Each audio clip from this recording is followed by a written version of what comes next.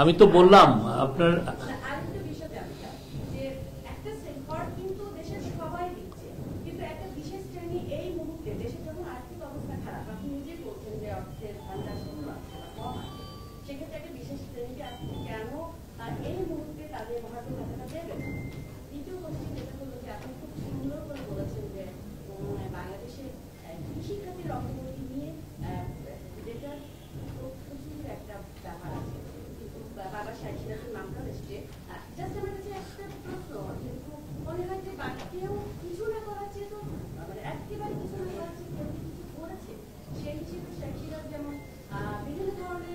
আমি আপনার কথাটা শুনেছি। শাইখ সিরাজের প্রসঙ্গটা এই জন্য আসছে, উনি ওনার যে জার্নালিজমটা আমরা সবাই রেসপেক্ট করি, উনি বাংলাদেশে এগ্রি জার্নালিজমে উনি নতুন চিন্তার খোরাক নিয়ে এসছেন, কিন্তু হয় কি অনেক সময় সরলীকরণ হয়েছে। সরলীকরণটা এটা একটা একটা জিনিস, তো শুধুমাত্র টাকার অঙ্কেই তো সবকিছু না। আপনি একটা ফুল বড়ই আপেল কুল চাষ করলেন, সেটা হয়তো আপনার 5 লাখ টাকা এইবার হলো, আগামী বছর কি এটা আছে? এখন আপেল কুল কেউ চাষ করে? এই রিপোর্টটা কেউ করেছে? কেন করছে না আপেল কুল চাষ? না, এটা আমি বলছি যে ওনার দ্বারা তো অনেক ইন্সপায়ার্ড হচ্ছেন, ওনার দ্বারা অনেক ইন্সপায়ার, জেনারেশন অফ জার্নালিস্ট ওনার দ্বারা ইন্সপায়ার্ড হচ্ছেন, ওনার অনুষ্ঠানটা অনেকে দেখেন। তো ফলে যে জার্নালিজমটা উনি ইন্সপায়ার করছেন, সেই জার্নালিজমের মধ্যেও তো ক্ষত আছে। সেটা আমি এই জন্য বলছি যে আপনি এটা হলিস্টিক ওয়ে, সাস্টেনেবল ওয়েতে এটা করা উচিত, আমরা সেই কথা বলছি। আর বেতনের ইয়েটা বললেন যে 7,000 কোটি টাকা, আমরা বলছি তো আমাদের মহার্ঘ ভাতাটা দেওয়া খুবই যুক্তিযুক্ত। আপনি সরকারি কর্মচারী কত টাকা বেতন পায়? আপনি একটা প্রাইমারি স্কুলের, আপনি জানেন একটা প্রাইমারি স্কুলের টিচার কত টাকা বেতন পান?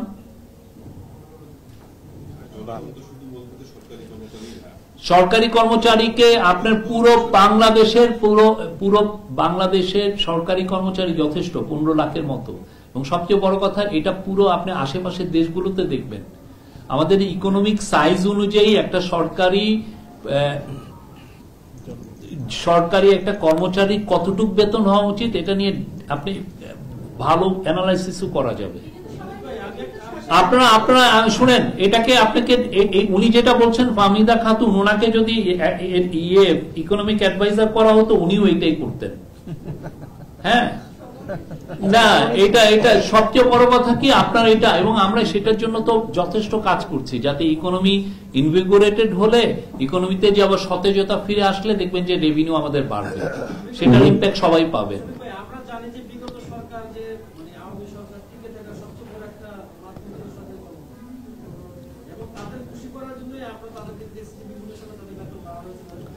আমি এই জন্য বললাম তো, শুনেন আমি বুঝেছি আপনি কি বলছেন। আমি এই জন্য বললাম যে আপনি যখন বাংলাদেশের সরকারি কর্মচারীদেরকে এটা বলেন, আশেপাশের সরকারি কর্মচারী দেশের এদের একটু বেতনটা একটু দেখেন। আমরা তো জনগণকে দিচ্ছি, ইয়ে হচ্ছে না, আমরা জনগণের ডেভেলপমেন্ট ওয়ার্কে আমার দিতে হবে না? আমরা কি ডেভেলপমেন্ট ওয়ার্কের না, এটা আপনার ভুল কথা, এটা আপনার একবারেই ভুল কথা। আমি একটা কথা বলতেছি, আমি জহির রায়হান, এই যে কৃষি বিপণন অধিদপ্তর আছে, বিভিন্ন সেক্টর আছে, সম্প্রসারণ অধিদপ্তর, আমরা দেখলাম যে কৃষক যখন ফসল ফলায়, যেমন এবার ফুলকপি দেখলাম যে 1 টাকা তারা বিক্রি করছে, বাট উৎপাদন খরচ 16 থেকে 15-16 টাকা তারা বললো, ঢাকাতে আবার 20 টাকা বিক্রি। মানে আপনাদের যে সরকারি পর্যায়ে যে কর্মচারী আছেন, তারা যদি তাদের কোথায় কখন কোন ফসলটা ফলতে হবে, চাহিদা কেমন, এরকম কোন আপনাদের ইগুলো আছে কিনা? যদিও তাদের দায়িত্ব এটা আছে, কিন্তু কৃষক বলতেছে ওভাবে তারা আপডেট পায়। মার্কেট এইভাবে অপারেট করে না। আপনি মার্কেট ইকোনমিক্স একটু জেনে নেন, মার্কেট এভাবে কি অপারেট করে? সরকার কি এভাবে, এটা মার্কেটের উপর তো ছেড়ে দেয়। এটা আপনি যখন পণ্য উৎপাদন করেন, ইউ টেক এ রিস্ক, ঠিক আছে? সেই রিস্কে অনেক সময় যে মার্কেট গ্লাট হয়, মার্কেট গ্লাট হলে আপনি এফেক্টেড হন। এটা হচ্ছে পুরো এগ্রিকালচার, পুরো ওয়ার্ল্ড ওয়াইড এটা একটা ফিনোমেনা। এটা যে আপনি ভাবেন যে শুধু বাংলাদেশে হচ্ছে, সেটা কিন্তু না।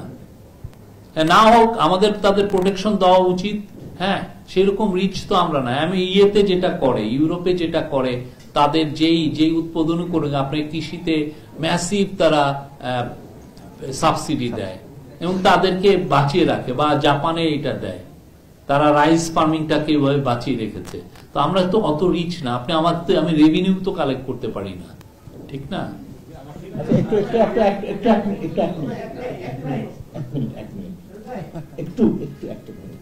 সেটা হচ্ছে যে আজকে এটা তো একটা ট্রেনিং প্রোগ্রামের একটা সূচনা উদ্বোধন করলেন উনি। আমি একজন সাংবাদিক হিসেবে একটু একাডেমিক ফর্মে অনেক তর্ক বিতর্ক আলোচনা তুলেছেন। আমার মনে হয় যে এটা একটা খুবই কন্টিনিউয়াস প্রসেস। এখানে বসে আমরা সব তর্কের সমাধান করে তারপরে এখান থেকে উঠবো, এটা আমার মনে হয় যে ভাবাটা ঠিক না। শুধু আমরা যদি স্পেসিফিক আমাদের কৃষি সাংবাদিকতা এই বিষয় নিয়ে যদি আপনাদের একদম কোনো কমেন্টস না করে যদি ছোট্ট করে প্রশ্ন থাকে, কারণ এখানে টাইমটা একটু লিমিটেড আমাদের মাথায় রাখতে হবে, কারণ উনি উঠবেন, ওনার সাথে একজন অ্যাম্বাসেডরের বৈঠক আছে এবং ওনাকে আমাদেরকে একটা নির্দিষ্ট সময় কমিটমেন্ট টাইমের মধ্যে ওনাকে ছাড়তে হবে। সো আমার মনে হয় যে আমরা আমাদের ম্যাক্সিমাম 2টা প্রশ্ন, শুধু প্রশ্ন, আমার কমেন্টস না, আমার ওনার সাথে তর্ক বিতর্ক চলবে, চলমান, অসুবিধা নেই।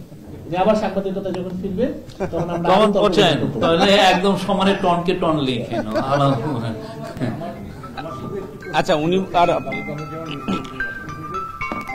আমরা দেখেছি যে এখন কিন্তু চড়া মূল্যস্ফীতি, আপনি সাংবাদিকতা করেছেন, মানুষকে স্বস্তি দেওয়ার বিষয়টা সব থেকে নিবিড়ভাবে আপনি বুঝবেন।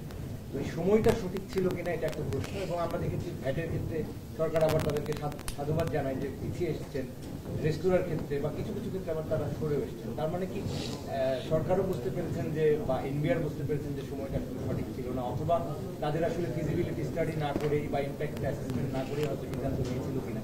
এবং সামনে যেহেতু রমজান আসছে, এটা নিয়ে মানুষের মধ্যে আসলে এক ধরনের একটা অস্বস্তি তৈরি হচ্ছে যে উচ্চ মূল্যস্ফীতির সময় এই সিদ্ধান্তটা নেওয়া কতটা যৌক্তিক হলো। এখন আপনারা আবার নতুন করে না, আমরা কনফিডেন্ট যে আপনি দেখেছেন যে আমরা কিন্তু ইন্টারেস্ট রেটটা হাই করেছি অ্যাগ্রেসিভলি, এবং এটা সামনে আরো হতে পারে ইন্টারেস্ট রেট হাই। এবং সেই কারণে আপনি দেখেছেন যে ডিসেম্বর মাসে মূল্যস্ফীতি কমে এসছে, এবং এটা আমরা দৃঢ় বিশ্বাস, আমাদের সেন্ট্রাল ব্যাংক গভর্নর যে প্রজেকশনটা দিয়েছেন সেই অনুযায়ী এটা কমবে, মূল্যস্ফীতিটা এটা কমবে। এবং আগের যে মূল্যস্ফীতির যেই রেটটা দেওয়া হতো এটা পুরো ম্যানুপুলেটেড একটা, হ্যাঁ, ওনারা জোর করে এটা রেখে দিতেন, হ্যাঁ এটা। এবং আমার মনে আছে যে IMF এর চিফ, বাংলাদেশের চিফ আমার বলেছিলেন 2007-08 মূল্যস্ফীতির ডেটা কিভাবে ম্যানুপুলেট করা হয়েছে। ওই সময় মাছের দাম প্রতি মাসে 20% করে কমছে, এরকম দেখাতে হতো। উনি বললেন যে দেখো এই যে এই ভিতরে যে এটা তো অনেকটা বাস্কেট অফ ফুডের উপরে নির্ভর করে, তো মাছ, ওই মাছের নামটা দেখাচ্ছে যে 20% করে প্রতি মাসে কমছে। বাংলাদেশে মাছের দাম 20% করে কমেছে কবে? কোনোদিন হয়েছে এটা? ঠিক তেমনি আমরা মূল্যস্ফীতি এটা আমরা কমানোর, ইন্টারিম গভর্নমেন্ট এটা একটা ইয়ে নিয়েছে, এবং আপনি নিশ্চিত থাকেন এটা কমবে। এবং এই যে করের উপর এটার ইম্প্যাক্ট হবে না, এই যে কর যে এটা। আর আমরা সত্যিকার অর্থে, আমি এর আগেও বলেছি, বাংলাদেশের ট্যাক্স জিডিপি রেশিও খুবই কম। ট্যাক্স জিডিপি রেশিও যদি কম থাকে, যেটা আমাদের 7-8% এসছে, ওই দেশের ম্যাক্রো ইকোনমিক স্ট্যাবিলিটি ঠিক থাকে না। আর ম্যাক্রো ইকোনমিক স্ট্যাবিলিটি ঠিক না থাকলে আপনি এই যে 50-60-1 লাখ টাকা বেতন পান, ওইটাও চিপ হয়ে যায়, ওইটাও একদম শের দরে হয়ে যায়। আগে 1990-তে এরকম হয়েছে আপনার ইন্দোনেশিয়ায়, ওইখানে ব্যাগ ভর্তি টাকা নিয়ে ইয়ে করতে হতো, কি যেন, বাজারে যেতে হতো। তো আমরা খুব seriously interim government macro economic স্ট্যাবিলিটিটা রেস্টোর করতে হচ্ছে। আর ম্যাক্রো ইকোনমিক স্ট্যাবিলিটি রেস্টোর করতে হলে আপনার দেশের ট্যাক্স জিডিপি রেশিও বাড়াতে হবে। বিকজ আপনি যে ঋণ ওনারা করে যাচ্ছেন, সেই ঋণের টাকা তো আমাদের দিতে হচ্ছে, এই দায় তো আমার নিতে হচ্ছে। কোটি বিলিয়ন ডলার দিয়ে করেছেন, আনোয়ারাতে উনি 450 কোটি টাকা ইয়ে করেছেন। ওনার কোনো ধারণা আছে? যেগুলো দরকার ছিল না সেই সমস্ত প্রজেক্ট নিছেন, এবং ওই যে ঋণের টাকা সেটা কে দিতে হচ্ছে? বাংলাদেশ গভর্নমেন্ট, বাংলাদেশের মানুষকেই তো দিতে হচ্ছে। আর ওনারা বড় বড় কথা বলেন, চোর ইকোনমিক করে গেছেন, আবার বড় বড় কথা বলেন। আমি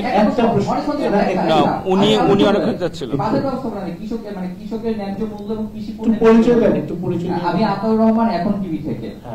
কৃষকের যে ন্যায্য মূল্য বা কৃষি পণ্যের যে ন্যায্য মূল্য, যেটা বাজারে প্রতিফলন হয় বা আমরা দেখতে পাই, যেটা ভাই বলছিলেন যে সিন্ডিকেট মুসলিম চালের বাজারটা, লাল শার্টটাকে দেন, অনেকক্ষণ চেষ্টা করছি, ওই যে লাল শার্ট। বাজার ব্যবস্থাপনায় আসলে কি সিন্ডিকেট ভাঙা এবং প্রতিযোগিতামূলক বাজার ব্যবস্থাপনা চালুর বিষয়ে আসলে আপনাদের কি ধরনের কাজ, যেটা বিগত 4-5 মাসে ওইভাবে সামনে? আমরা অলরেডি, আপনি ডিমে একটা সিন্ডিকেট ছিল, আমরা ডিমের সিন্ডিকেটটা ভেঙেছি। অন্যান্য অনেক পণ্যতেই হয়েছে। আর এখন দেখেন যে অনেকটা আপনি শুধুমাত্র সিন্ডিকেটের উপরে তো আপনি দোষ চাপালে হবে না, অবশ্যই সিন্ডিকেট আছে, কিন্তু অ্যাট দ্য সেম টাইম আপনার মার্কেটে সাপ্লাই আর ডিমান্ডের আপনার ডায়নামিক্সটা দেখতে হবে। আপনার এখন কফির অনেক সাপ্লাই হয়ে গেছে মার্কেটে, আপনি কোন সিন্ডিকেটই এর দামটা বাড়াতে পারতেছে না। এখানে হলো আপনার মার্কেট গ্লাট হয়েছে, মার্কেটে এমন সাপ্লাই এসছে মার্কেট কলাপস করছে। তো সেই জায়গাটার জন্য আপনি যেই ধরনের ইকোনমিক্স চাচ্ছেন সেটা ওয়েস্টে আছে। সেখানে রিটেলিংটা পুরো অর্গানাইজড, আমাদের রিটেলিং তো অর্গানাইজড না। আপনি ইচ্ছা করলে এটা আমরা ওই দিকে যাচ্ছি, আমরা ওই জায়গায় যাব, কিন্তু কথা হচ্ছে এই অ্যালং দ্য ওয়ে এই সমস্ত সমস্যাগুলো আমাদের দেখতে হচ্ছে।